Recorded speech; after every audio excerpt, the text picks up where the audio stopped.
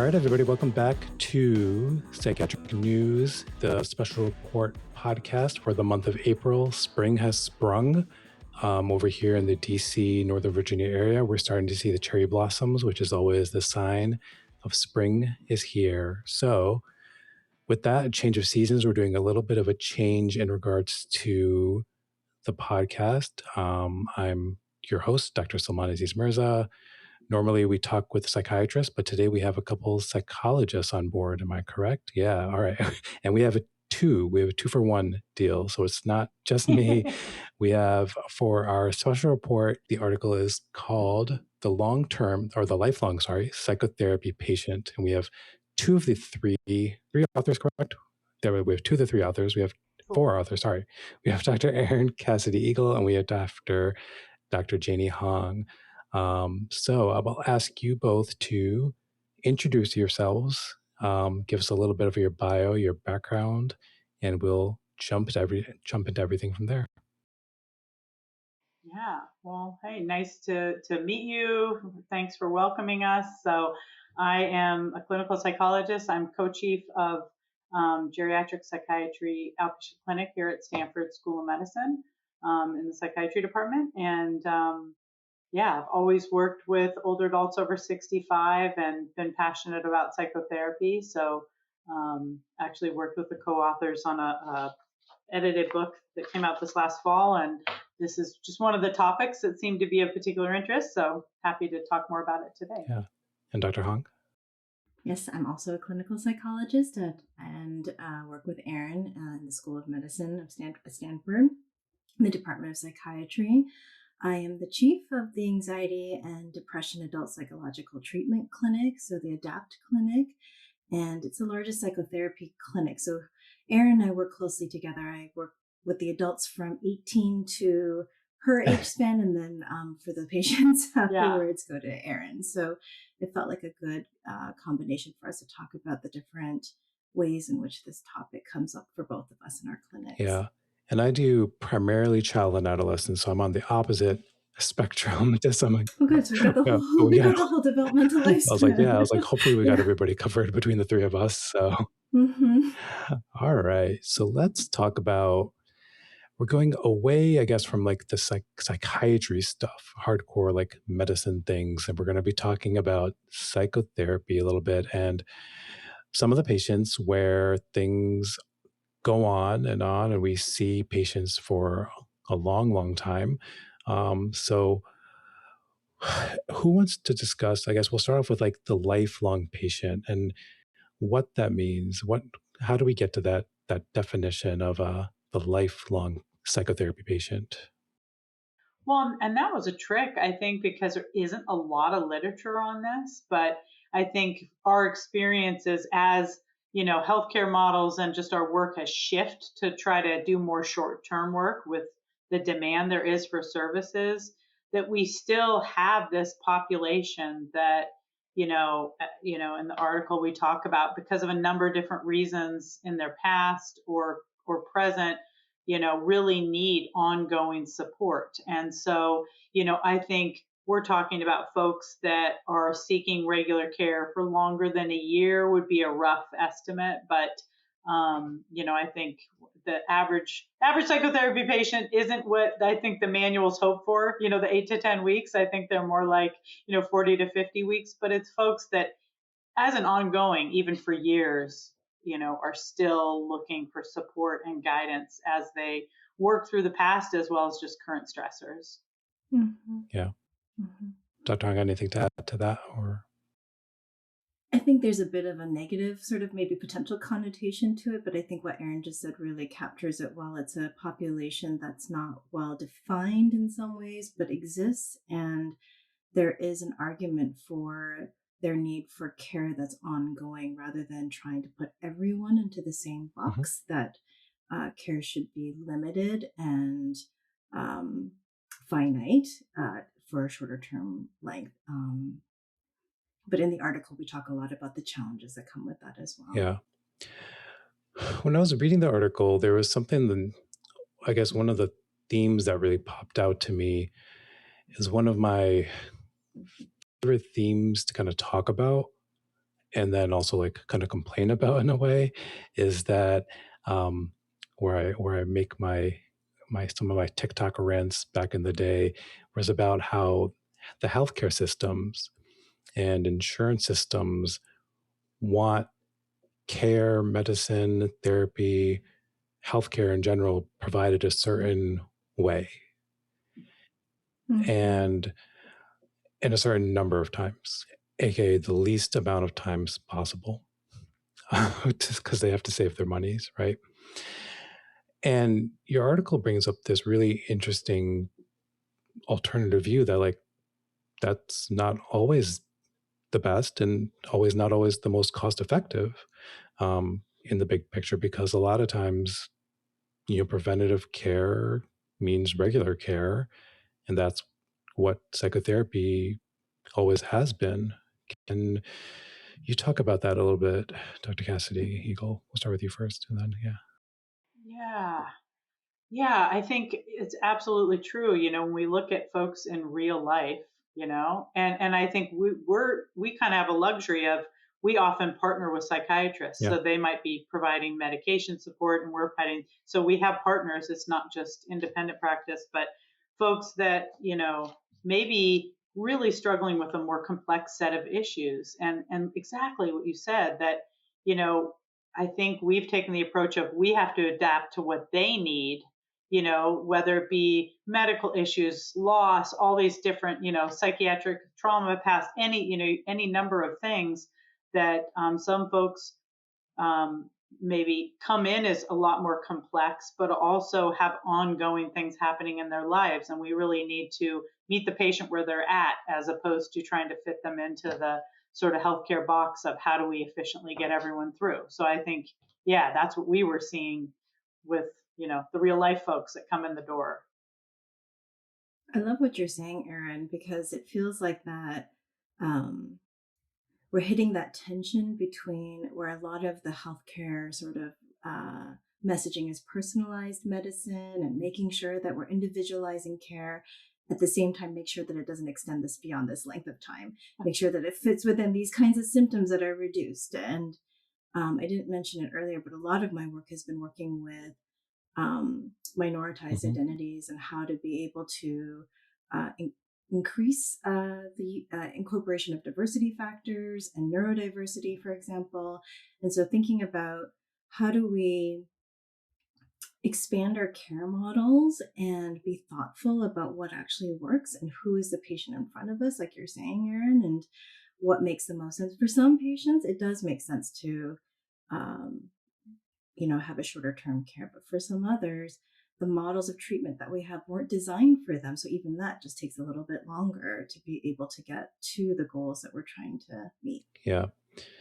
In this world we're living in with like, your CBT for 12 weeks and you do, 16 weeks of this and, 12 weeks of that. And then like BetterHelp and other such places, which are like, or even like employee assistance programs, EAP programs, which are like, we're going to give you, 10, 15 kind of sessions. It's like, and then coming from like our backgrounds where we're clinical psychiatrists, psychologists, where we do things, therapy, which is not going to be 10, 15 sessions. Like we're looking at these things as like, what are we really doing here? What are we really achieving in these 10 sessions? And again, not to kind of like put down some of these models where you can absolutely achieve very focused objectives and outcomes in 10, 12 sessions. But for a lot of patients, it just doesn't work, right? Well, you make me think of it. It really highlights the disconnect between psychotherapy research and Yeah. practice, and they're often two groups of people. And we do need to continue to try to strive to connect those groups better, because when you're bringing in people with very strict inclusion criteria, you can probably make progress with certain things in a tight period of time. But life is a lot messier than Yeah. that. Yeah. The other part of the article that I really liked was that the idea that, like, again, these long-term, lifelong patients are, I want to say necessarily like a strain, but they're a strain, quote unquote, a strain on the system in regards to like they take a lot of resources, but they're also on the practitioners, right? On the clinicians, right? Like, and that it's Mhm. not just like, oh, we get them in and get them out, but like there's also this kind of internal struggle that has to come from the provider. So, Dr. Hong, do you want to kind of expand on that a little bit? Yeah, I mean, I think one of the things we know about burnout is that when you don't feel effective as a clinician, it's less about the acuity of the patient. It's more about the how effective you feel as a practitioner. So if you are working with a patient who's been with you for a long time and you're not seeing change, or it just feels like a maintenance of status quo, that definitely can lead to a lot of burnout, especially if it feels that you don't have a lot of options for sending this patient somewhere else, or providing a different sort of plan or doing something different, because again you're feeling um, trapped feels too strong of a word, but maybe just a little bit stuck, just in the same ways that the patient might be feeling stuck. And as a provider, you don't feel good in meeting with someone regularly and seeing them just maintaining a level of misery, if you will, or sadness or a pain. And that's, I think, one of the top contributors of feeling burnt out. Yeah. Kind of going back a bit, like Dr. Aaron, I know before we started, you said it's okay to call you Aaron, so I just don't want to assume Yeah, anything for, yeah. but you mentioned in the beginning that this is a under-discussed and under-researched population. Can you tell us a little bit about that? Like why this group has been under-discussed, understudied? I think it's kind of related to the point you made at the Mhm. beginning, which is they're not the most cost efficient. Healthcare providers don't love them. Systems don't love them because then they can't get in, new folks and accommodate that. And then providers struggle as well when they feel like, gosh, this person, are they going to get better? Um, but uh, but I think, in writing the article and gathering with others who deal with this patient, I think we were also able to identify that there's actually some really gratifying parts of it, to see that you're supporting someone who maybe has really been dealt let's just say a tough hand in many ways, or is really struggling, and to have the, I think, luxury at times to support them through what really is a long path, and see them, survival looks different. Yeah. Treatment looks different in different people, and to sort of be part of that. And, I have some of these patients that will say, hey, we need to make some important healthcare decisions, and you're part of our family. We need you to be part of this meeting. To have people see you as that crucial in their life. I mean, then that does feel valuable, but it goes along with the hard parts too. And I think we just don't talk about it too Yeah. much. We don't. Could I add to that a little Absolutely. bit? Yeah, based on what you're saying too, Aaron, I feel a little bit. I set up this gloom and doom picture of burnout, and it didn't add to the piece of what you're mentioning, Aaron, about how it doesn't have to be that way. I think that it's mentioned in the article a little bit too of, if you can reorient and reframe away from this idea of complete symptom reduction and being disorder free, in quotes, and instead moving to think about what would be signs of change and progress that is not um, identified through just disorder, whether disorders are here, Yeah. Yeah. right, and Yeah. symptoms. And so that creates the sense of reward and motivation and Yeah. going, and continuing with the patient who may not um, be making change in the classic ways in which you would want to then terminate and push them out. It's kind of connected to the medical Right. model. I sometimes say to patients, when they say, oh gosh, I'm sorry, I still need support, like they sense it too. They see how hard it Yeah. is to get appointments, and they're grateful for it. And I say, think about it like diabetes or high blood pressure. Probably the doctors you're seeing for that aren't able to just get rid of it. They're going to see you and track you over time and help you manage it and optimize everything you can to stay as healthy as long as possible. And in some ways, I think we can think about psychiatric disorders like that. I'd like us to think more about it like that. Yeah. Mm-hmm. We Mm-hmm. look at things like measurement-based outcomes, when we're looking at like from Mm-hmm. a healthcare system point of view, and where I'm working, it's all about like get your PHQ-9s and measure them over time, and your GADs and measure them over time. And, they've invested a lot of money in these kind of like standardized testing programs to kind of for our patients to kind of so that we can show these beautiful graphs and then we can send it back and say, look, people are getting better because the numbers say so. And it's like we lose that human aspect in a way of being like, does the patient do our clients feel like they're doing better? Yes or no? And versus like Yeah. what do the numbers say on a computer screen, right? Yeah. Well, and And I more feel so like, oh yeah, go ahead. Oh, I was just going to say, and sometimes the higher scores are actually signs of them making Yeah. progress, right? Like the idea that Yeah. they were maybe not doing anything before, and now they're trying harder things, and they're finding that it makes them feel a little bit more anxious or a little bit more stressed. But that wouldn't be well captured by those measures in that way for that situation. I've Sorry, tried Erin, to go where, ahead. yeah, I've tried to where I can be a little more creative with the measures. We always got to do the standard GAD-7 and the PHQ-9, but then, Mhm. for example, a recent group of patients, I decided to add a resiliency Yeah. measure, a social isolation measure, Yeah. and then I saw change, and that gave me a feeling like, hey, you know what? It's more work to measure more things, but there probably are areas that we are making change in that we're not kind of with the standard ones capturing. Absolutely. Yeah. Right. It's getting away from healthcare. The pencil pushers telling us like what to do a little bit more, right? And this is how we measure that someone is again making progress. Again similarly just had a patient a little bit differently in a way, but like autistic kiddo lost a lot of Mhm. services because the ABA. I can't remember the specific details, but like they weren't making quote unquote the progress that they were supposed to make based on some values or some measurement that was done. And it led to like significant drop in the hours that he was getting for ABA. And I was like, no, this is the exact opposite of what we should be doing. Um, so it's really difficult when healthcare dollars, access is measured by these things that we know are imperfect measurements, right? um, Mhm. which is one of the things I get again, like I said, angry and heated about these things. So Well, because I think if any of us involved with patients, we're passionate about helping people. And yeah, so it makes sense that when we see restrictions to that or someone not doing it, telling us what's going to work, you kind of, yeah, you do want to push back and say, no, I really want to meet the person where they're at and actually give them something that's useful in their life. yeah. Mhm. How do we? So if we're clinicians, right, and we're starting to work with a patient.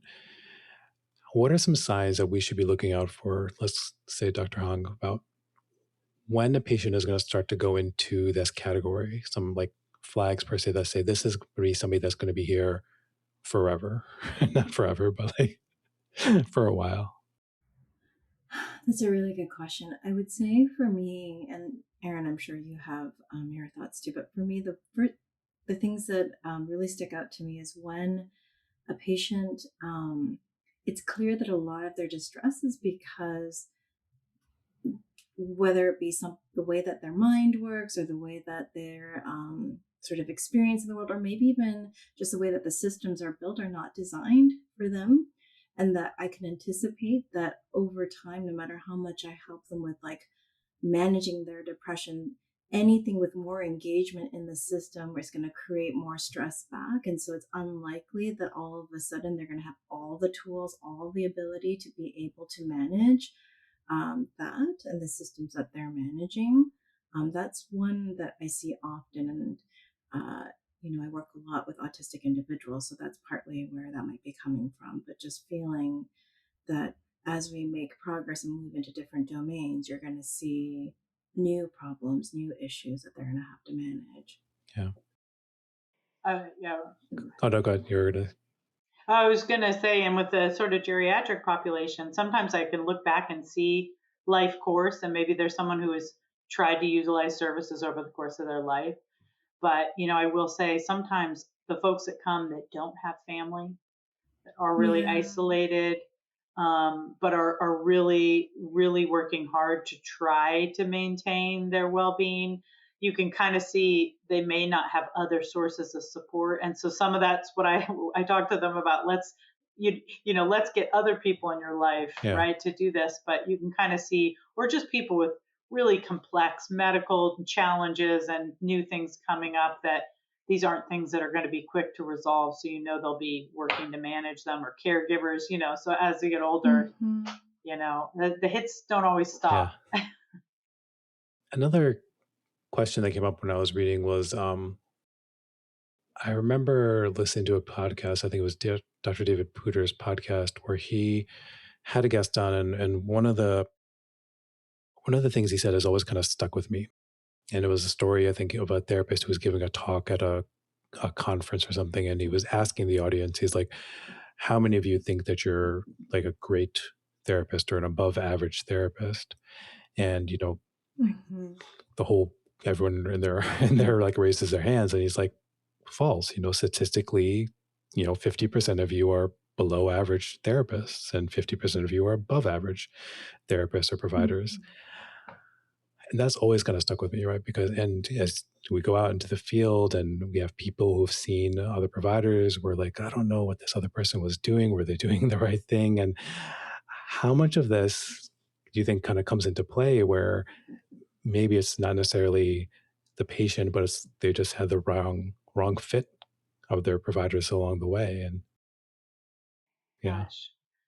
Yeah, I think some of it could be that, but I think it's also consideration in the other Hmm. direction. In fact, Janie and I were just collaborating on a Yeah. patient that, has been in longer term care, but still has to kind of get over a crisis. And there are times when someone's complex enough that we say, shifting them to community support that we know may be less experienced in handling some of the cases that we typically get, that, oh, let's get them to a different point and then send them out. So some of it's what else is available to them, but yeah, what have they had before us? But then I think we all have to humbly acknowledge, you know what? It's like I always say to people, I'm not going to take it personally if this isn't working for Yeah. you, because don't just keep coming to me because you feel like you should. Like, it's got to be doing something, we hope. Well, what you're saying, Erin, I think is the key piece to answering too, like part of what I love what you're saying, and the key to what you're answering your question too. Another way to think about it is part of the reason we tend to feel like we're really the best at everything and be good at everything is because we're not getting informative Yeah. feedback back. And so how do we get that informative feedback from our patients that we actually are making a difference and that we are having impact? And so we have to move beyond these standardized PHQ-9s, Yeah. like we were saying, and we can't just say, well, they seem to like me, I must be doing a good job. There has to be other markers of what are signs that we are effective and we are doing something that is worth the healthcare dollars that are being spent on this treatment. And so it's that balance between the two, I think, is really important. Yeah. It's, again, my main job with children and adolescents is, part of a healthcare system. I'm not getting direct monies from the patients. The patients have the opportunity to kind of make some choices with who they're seeing, but for the most part, they're kind of stuck with me, right? In my private practice, where I work with like adults, that's fee for service and all that stuff that's there. People can leave, right? And then I think kind of what you're saying, you know, my people come back to me. But patients show up to the appointments. They don't not show up for appointments. I don't have no shows and stuff. It's like, I must be doing something okay, right? Hopefully that's a way of kind of feedback. Oh, it is. Well, and it's insurance Yeah. too. Like for Hmm. Medicare, there aren't, luckily there's more and more now available in the community, but we have folks that, they maybe want to see someone in the same clinic as their Yeah. psychiatrist or the same system, and, will wait an incredibly long period of time to get seen. And yeah, they just, it's covered in a way that they can't get it covered in private. Yeah. That it's interesting you bring that up, right? Because it's a pivot in a way to access, right? Because we know people, I think, who are not in the field are like, oh, you guys working 40 hours a week, right? So like you're doing 40 clinical hours of therapy. We're like, no way. There's no way that that's like just as a container, not possible to be doing that. We 20, maybe 30 hours clinically per week. Like if someone's being really overworking for just therapy work. And it's like, we can only carry a caseload of however many, right? That equals however small amount of people that we can have. And it's a problem. I think we all know is that like there's not enough mental health care workers, right? Psychiatrists, social workers, therapists, psychologists. There's just never going to be enough. And this is something that we've, I think I've all kind of come to that grasp that this is going to be a problem shortage forever. And I think kind of in your article, you just talked about a little bit of like this gatekeeping in a way. If we've got these people who are lifelong patients and they're going to be with us for a while, how do we let everybody else who needs to come into the door, how do we get them in the door then? That is, I mean, Janie and I talk about this a lot. I mean, that is the huge challenge, because we see the merits of meeting patients where they're at, and also trying to balance the trainees' experience and our experience, but yet there are all these folks that aren't getting access to care. So we always try to be creative. Can we create more groups? Hire more people? But you're right. At some point, we hit some walls, and that does ethically make us stop and say, even if we see merit in this, we got to, that's what the article kind of talked about. Okay, can we go to every other week? Can we rotate things? Because we want everyone to be able to access support when needed, ideally. Yeah. And it's a bit of like you said, creativity is important, Erin. I think you're right. And just trying to think at a systems level of how do we create flow. That was one thing that when I took the chief role for the ADAPT clinic, was we just need to think about how do we even create any sort of flow so that for those who could end care or who are okay with having a shorter term treatment, most people don't want to leave their therapist, right? So how do we identify those people who actually could benefit from maybe moving to the community or trying to extend their time away from their therapist, so that there is a natural flow to the system that would allow for movement and access? If we just kept the patients that liked us, I remember when I first joined Stanford, the division chief was like, you can't just take 20 patients and then that's it, right? Like, that's just not allowed. Not that I said I wanted to, but I think he was alluding to a problem that existed, right, within the system, where some people were just holding on to the patients that they knew, that they liked. And so I think thinking at that systems level of like, how do we determine who needs longer care and who can be put to groups, who can be sent outwards, who can work at these different sort of levels of care. Okay, I'm going to give you like the tricky $1 million question now. Okay, Sure. Which is, there's plenty of patients that I have that I'm like, you guys don't need to be seeing me anymore. All right, Mm-hmm. I can get you to see your primary care doc. I can get you to see your pediatrician, your family doc, and you'll be fine. But they don't want to leave. They don't want to go. Yeah. How do we get them to go? I think that's a real. Oh, go ahead. Yeah, I know. I was going to say, and that's why we kind of made that table, like to come up with ideas that we're honestly always trying to come up with more. Like we talk about the primary care model that, like, for some of my patients, I always say, hey, you're doing well right now. I think we need to take a break. I'm not abandoning you. So if you need to come back in 6 months, first, I usually try to space them out, but I'll say, we can meet again, but I'd like you to have some time to sort of implement these things and maintain them in your life. And then, if something happens or changes, get back in touch, so because sometimes it's kind of like having some PRN medication that when you have it, you don't end up using it.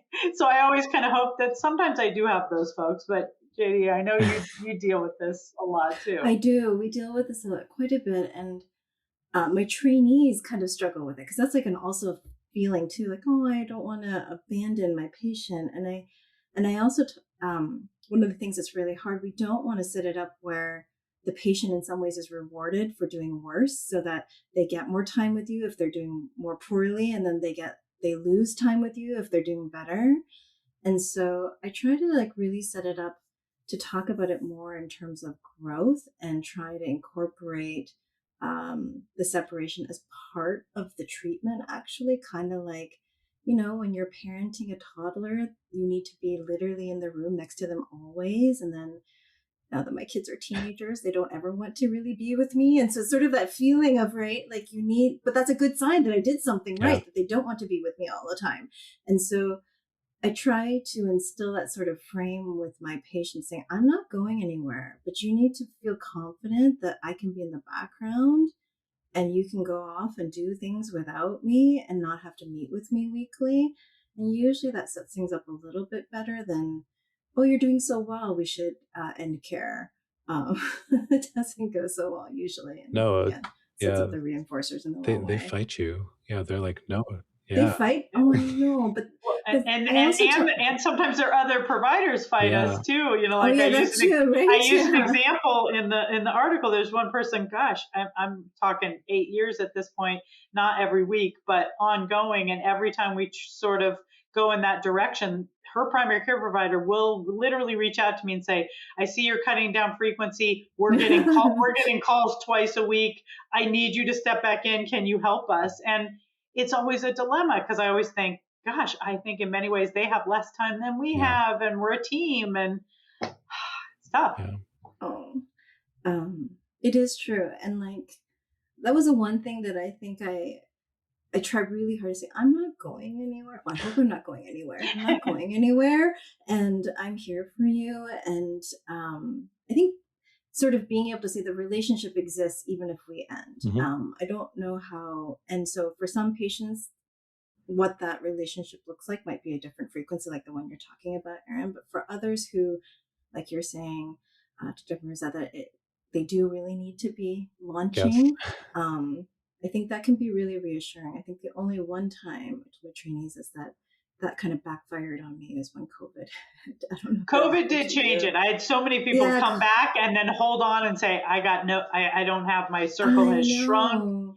I need you. And it was doubly hard to do it during that period. So kind of just getting back into that mode. Yeah, I was like, my door is open to you for the future. I was in private practice for a long time. It was like, oh, my door is always open to you. But then COVID hit, and all of the people I had seen over the last 15 years were contacting me. They're all coming back. So they were all coming back, and I couldn't see them. So, yeah. I think, Dr. Erin, you were talking about like the case vignette for the Miss Edith, the case vignette that in the write-up. And, it seemed like, going back, there's a lot of stock in the relationship there, right? Just that intimate relationship between the therapist and the client, therapist and the patient, that I've always just found to be like really appealing from a provider point of view. And that in and of itself feels like almost that's the intervention, right? Just having a relationship. Absolutely. I mean, when you think of our training, in terms of therapy, it was always like talk outside the room, then get in the room. And then that's where like the real sandbox happens in terms of trying out new things. And that's a gratifying part and a hard part too, because I feel like when I am that connected to somebody, I challenge them. I challenge them a lot, and in ways that maybe I certainly couldn't if I only met with them for 2 months. And they trust me to do that. Like I can say stuff that was really hard to hear, but they know me well enough that they say, okay, I need to give this some thought, instead of just saying, no, you're another person I need to exit out of my life. And so you have opportunities for growth that you don't at other times. So yeah, it's a real struggle. You don't see as much of an opportunity for massive change, but progress that otherwise, I will say, I don't see as possible as much for that person without that kind of relationship. Yeah. And Dr. Hong, you had brought up trainees, and I remember, again, training, a decade plus ago, or whatever it was now, or about a decade-ish.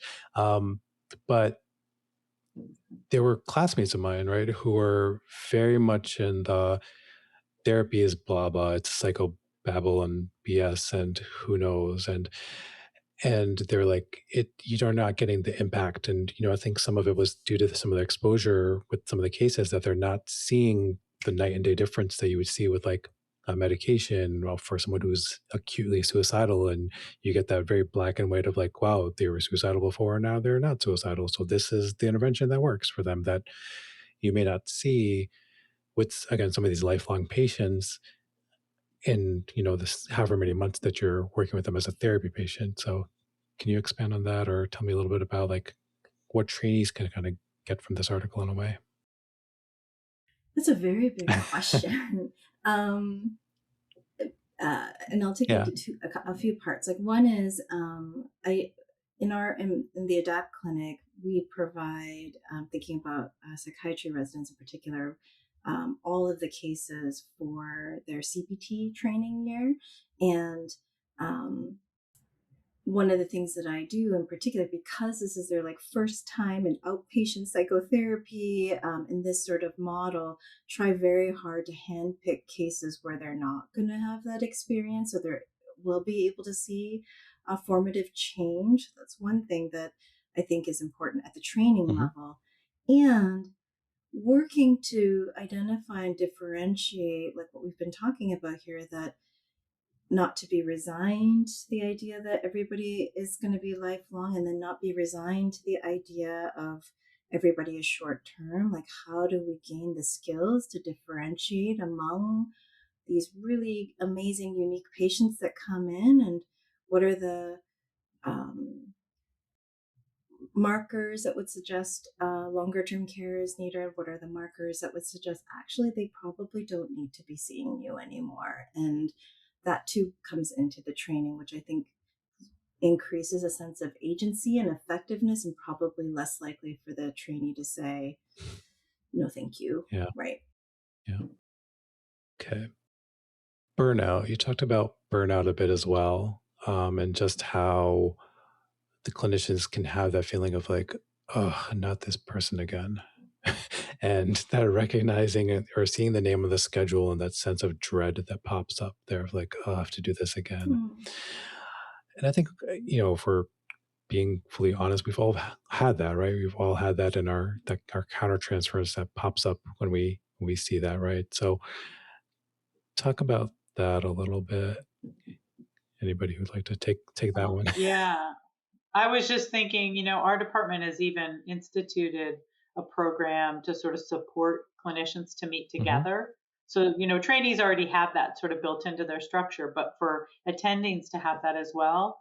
And I will say for me, talking to other people about those feelings, and they have them. And sometimes we even say, like with the psychiatrists, they'll take the person, we'll have the same person. It really helps to feel like you have people that really understand what you're talking about, and sometimes are even partnering with you on a specific case. And that I wouldn't survive without the support of my colleagues. So that helps a lot, because yeah, there are those folks that, gosh, for whatever reason, you just I always try to maintain some hope, Hmm. but that the change is just not as forthcoming. Yeah. And Dr. Hong, anything you wanted to add or? Um, One of the things that I've tried to do in the ADAPT clinic to address this, because I think if we don't have if the providers in our clinic are feeling burnt Mhm. out, the clinic is just not going to function well. And so I've tried to really, instead of just having like a wait list that's numbered and saying whoever comes up next you have to see, really thinking through like, what is the expertise? What have you been trained for? What is the area that you want to grow in? What are you curious about? What do you want to help?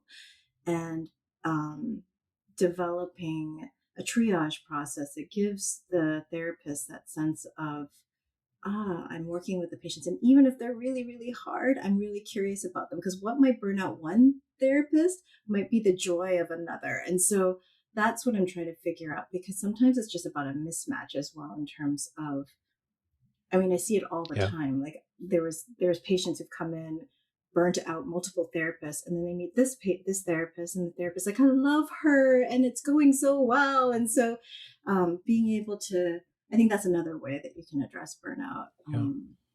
Okay. How do you both, kind of wrapping up a bit, I always kind of ask people as we wrap up, like, how do you all prevent your own burnouts? Things that you do for fun or how you kind of balance yourself? I will say I've noticed a need for it more in the last year than ever before, just with the intensity of problems and things Hmm. happening for folks. Time off, Yeah. have breaks. I think we do have such a demand, and it's really easy to, get into the mode, but having some time away, and to really spend some time thinking about our own self care. I will say I've had this discussion we have as a department of, I think when you're a mental health provider, that even though we believe in it and we believe the treatments work, I will say, one of my kids even, I was suggesting, oh, you should suggest to your friend to get some support. And someone in the room said, oh, because is that what you do? And I was like, "Ooh, caught Whoa. me." That Gross, I right? think I think we aren't always as likely, and I think I will say I've gotten used to really relying on colleagues, but I think having a break from it, having other things that you can maybe passions that you can focus on, that we just have to have that space. Sometimes it might be official support, but for me, I guess that's my list. I love what you just said in passing, Erin. I think that was like a huge change for me, which is the colleagues portion of I was in private practice for Hmm. 15 years and I found myself feeling much more alone because the only people I talked to all the time were my patients. Yeah.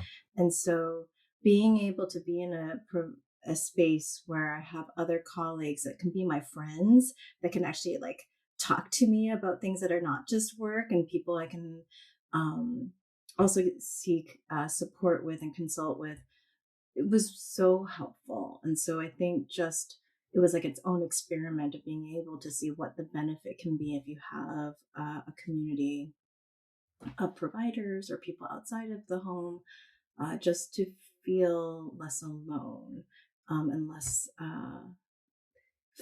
yeah, less able to sort of connect outside of the care that you're giving with your patients. So you're saying that like connection is a good thing, right? And that we should not be all alone in our own worlds. Yeah. Yeah. Well, absolutely. And acknowledge what makes it hard. I will Yeah. say, I just ordered a book because I was thinking about this topic, and the title of the book is The Myth of the Untroubled Therapist.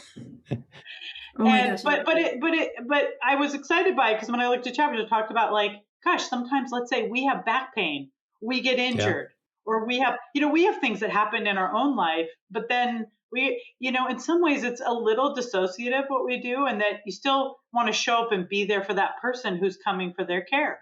And even if you share a little bit about yourself, you really have to kind of put that in a Yeah. compartment. And so I think sometimes that really forces us to not always have the time to deal with it. So that's why colleagues and connections in our life really matter, because we still need to do that even though we don't you know do it at our desk.